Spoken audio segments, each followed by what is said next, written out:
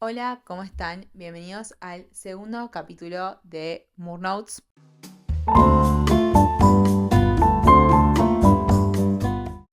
En este capítulo les quería traer a la mesa una película que la verdad que está marcando bastante tendencia hasta hoy en día, que fue El Diablo Viste a la Moda, que se estrenó en mayo de este año también. Es una película que muchas personas la vieron por los looks, por la música, por la trama en sí, por los actores y porque también se habían quedado con la buena impresión de la primera película. Pero yo no quiero hablar de la trama ni de los looks, sino que quiero hablar un tema que trata la película, que mucha gente al criticarla creo que no vio realmente el tema importante, que es el uso de la inteligencia artificial en la industria creativa, que muchas personas hoy le tienen miedo a la inteligencia artificial porque, bueno, o no saben cómo usarla o tienen miedo que la inteligencia artificial sustituya su trabajo, su creatividad, sus pensamientos. Entonces, la película,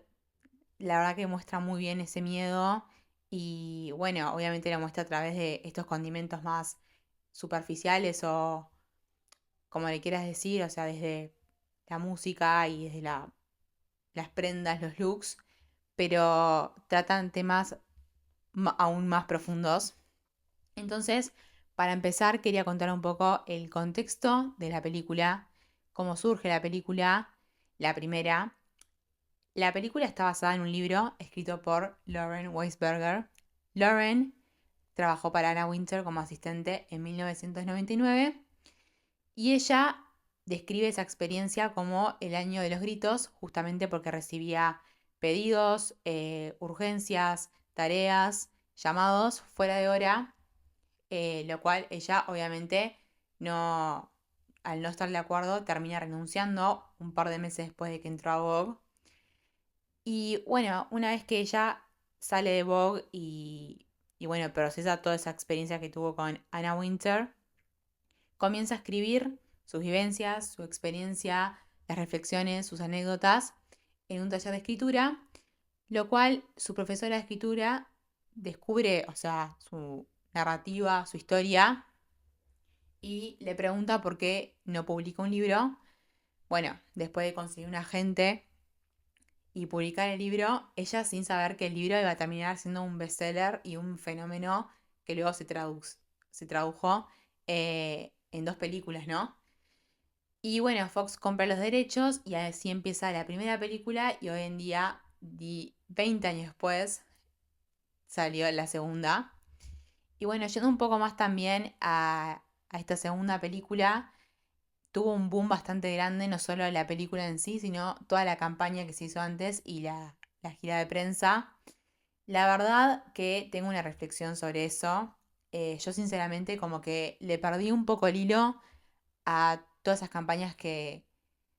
se publicaron en redes, sobre todo desde L'Oreal, Coca-Cola, que por un lado esas marcas también contribuyeron al desafío que tenía la película, que era atraer tanto al público, o sea, mantener el público de antes, de personas de 30, 50 que eran fanáticos de la primera, y atraer este público nuevo, que obviamente también con el tema de las redes sociales también es un poco difícil, nada, traer también personas nuevas para que vean una película que tenía una comunidad muy fuerte. Entonces, para mí también esas marcas colaboraron mucho, fueron un gran apoyo. Si bien hubo tantas marcas y tantas colaboraciones, mi tema y lo que me hizo ruido fue que al haber tanta viralidad y tanta masividad, ¿cuál era el punto si la película lo que trata es de poder y de exclusividad, no? Entonces, esa reflexión a mí me parece muy interesante porque obviamente no es casualidad. Y también lo que hizo la película también fue tratar de tener una nostalgia calculada en el sentido de mantener ciertas cosas de la primera película, sea en los afiches, en los pósters del estreno, mantener la tipografía de Didot, que es la tipografía que usa Vogue y la película, el uso del tridente que aparece en la primera también, para también mantener a ese público fiel que era el de antes. Y yendo un poco más a la temática real de la película, Cuando la primera escena muestra a Andy ganándose un premio por ser una periodista seria y con impacto, y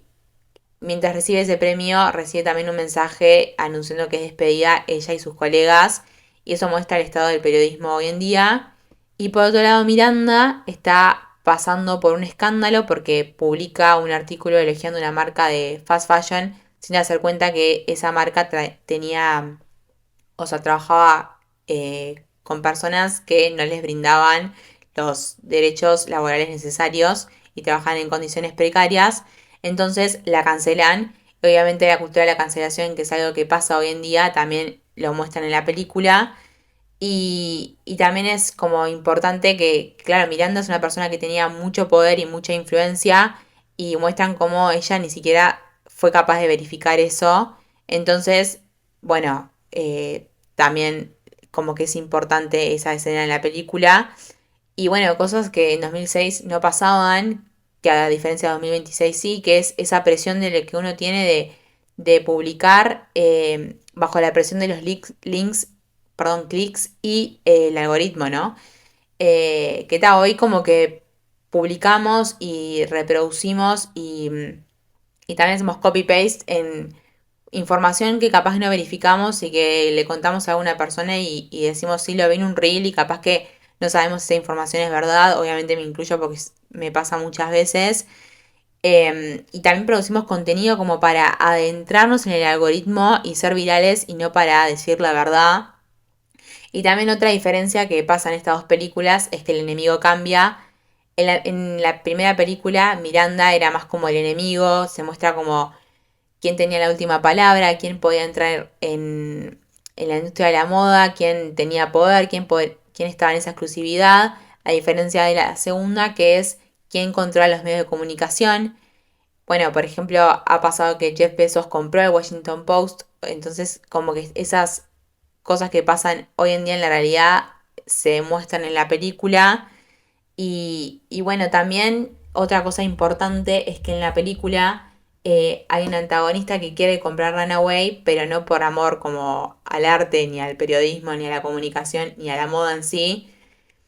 Y pasa eso también, como que qué es más importante, ¿no? O sea, una vez que muere el director de Runaway y la persona con más poder dentro de la empresa, eh,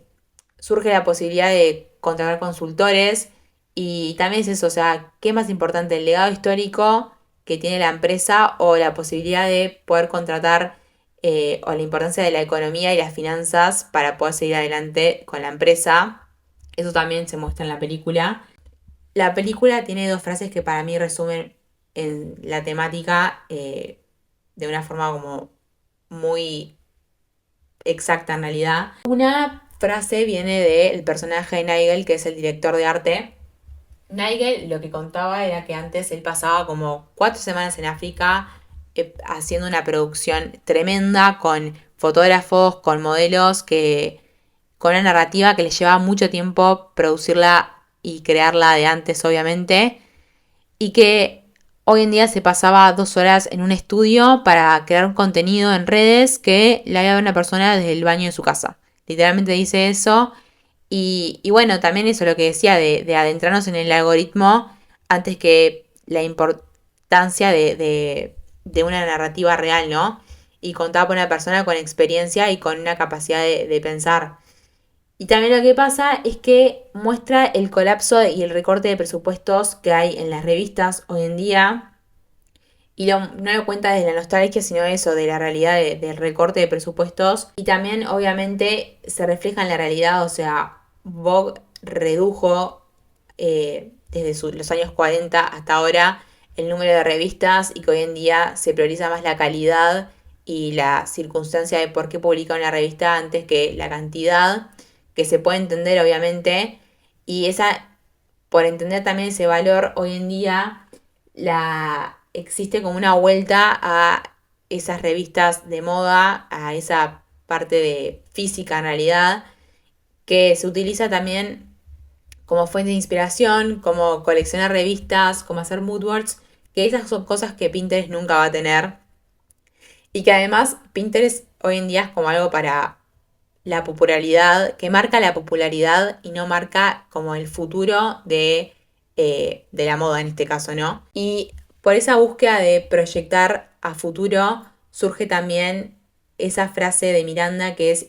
y también por esa tendencia de proyectar a futuro y de redireccionar a dónde va la moda en este caso, surge también la frase de Miranda cuando le dice a Emily, I'm a visionary, you're just a vendor, marcando la diferencia entre ellas dos.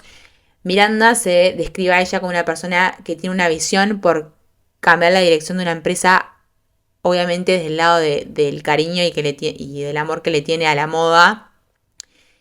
a diferencia de Emily, que es una persona que sirve solo para ejecutar. Obviamente, teniendo en contexto, si vieron la película van a entender la frase. Un vendedor ejecuta y un visionary cambia la trayectoria entera de una empresa. Uno hace en realidad lo que le piden y el otro hace a través de su visión un cambio, ¿no? Y hay una escena más que quiero nombrar que es una charla que tienen Andy y Miranda frente a la obra de Leonardo da Vinci en Milán, que da a entender cuando Andy va a cometer una traición hacia Miranda y el plano que muestran es ellas frente a la obra de la última escena y ese cuadro obviamente muestra ese detalle que tuvo el director, el productor, el guionista en la película porque adelanta lo que va a pasar y para entender eso uno tiene que tener esa experiencia y esa cultura humana y esa capacidad de reflexionar y entender que no es un fondo lindo que pusieron en la película, sino que es una decisión editorial que tiene criterio, tiene un pienso que obviamente para mí la inteligencia artificial hoy en día no como que puede generar mil imágenes y lo que sea, pero no tiene esa capacidad de criterio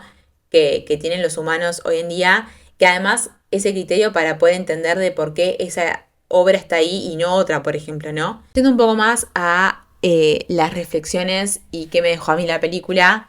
es que el periodismo y la moda editorial obviamente no murieron, pero sí lo que murió fue ese modelo económico que obviamente lo recalca la frase que dice Nigel, lo confirman los números, la reducción de los números de publicación de Vogue y la respuesta que la industria tuvo que bajar la calidad, acelerar la producción y adentrarse y adaptarse a los algoritmos de hoy en día. Y hoy en día, entre tanto cambio, hay cosas que no tienen que cambiarse nunca, que son la poesía, que es la escritura, que es la música, que es el cine, que hay cosas que valen la pena conservar y sobre todo las conversaciones reales, justamente porque todas estas cosas que nombré son creadas por el ser humano desde su experiencia y su criterio y su emoción y es lo que justamente lo hace real y que la inteligencia artificial en realidad no puede llegar. Y tercero, otra reflexión que tuve fue la pregunta que le hace Miranda a Emily o la pregunta no, la afirmación que le hace que es I'm a visionary, you are just a vendor. No es solo también para editoriales de la moda y es para la industria creativa en realidad y es para las personas, o sea, para el creativo, o sea, estás cambiando cómo la gente piensa o estás ejecutando lo que el algoritmo te está diciendo o las tendencias en redes te están marcando y tenés que seguir, ¿no? O sea, estás ejecutando o estás creando. Y eso fue un poco las reflexiones que tuve cuando salí de la película y bueno, las charlas que tuve. Y es un poco lo que yo quiero mostrar en el podcast también. Una película que además que muestra a través de looks y de música y de o sea, su banda sonora y también desde el lado del drama que hay, hace declaraciones como que muy honestas de lo que es lo que está pasando en el periodismo y con la creatividad hoy en día, ¿no? Y la pregunta que para mí te dejo es eso, si vos estás creando, tenés una visión y estás cambiando la trayectoria, estás haciendo un cambio para alguien o para vos o para la industria creativa en general o, bueno, estás ejecutando solo y en qué parte más de tu vida, porque además no tiene por qué ser en el trabajo, puede ser desde el lado de la amistad, puede ser del lado desde lo amoroso, o sea, pueden haber varios sentidos en el cual vos estés ejecutando y seas solo un vendor o solo un visionario. Y bueno, nada, te dejo esa última reflexión y espero que te haya gustado este episodio y espero que escuches los próximos que se vienen.